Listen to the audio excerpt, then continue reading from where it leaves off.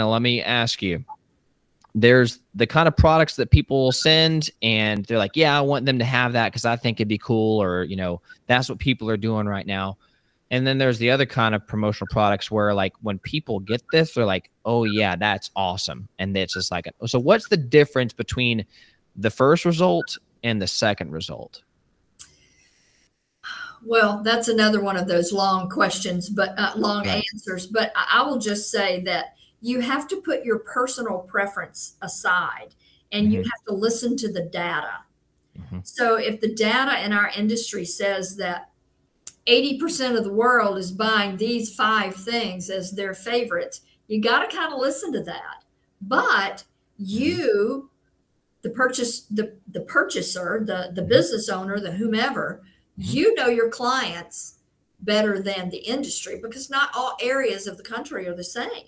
Right. So you know, and you know who that is. But, you know, you can take it back to as elementary as, you know, how you were always trying to buy your dad something for Christmas, and you always bought him something and he was very grateful, and it went in that drawer and he never saw it again.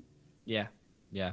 Well, don't do that with your clients. Right. If you don't know them well enough to buy them a gift, don't buy them one. If you don't know them well enough to market to them, you're not ready enough. Right. So no use in throwing money away. If you're not there yet, then get there and then invest. Right. So if you buy something for them that you like, and I'm gonna go back to my old little silly adage of golf balls and tennis balls.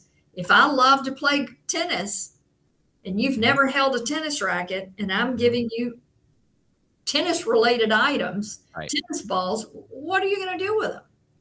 You're going to regift them is the answer, is what you're going to do with them. But you have to know, you just have to know. And if you're not doing your homework ahead of time, you don't know. And if you don't know, you give promotional products a bad name because you did not receive the return on investment that you thought the magic was going to happen just because you bought it. Right. But it's not true. You got to do your homework. You've got, and if you can't do your homework, that's why you don't want to buy off the internet.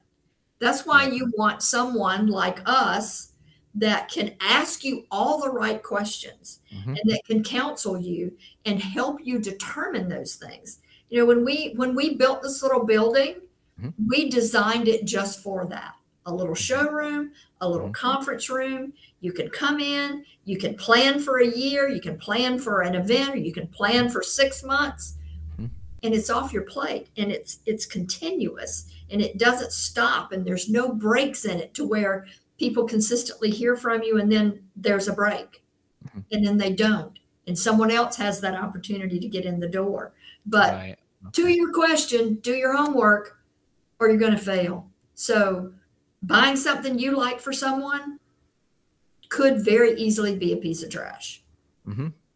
Buying something that you know is a product with purpose for that person is very, very valuable and will return on investment 100 times over.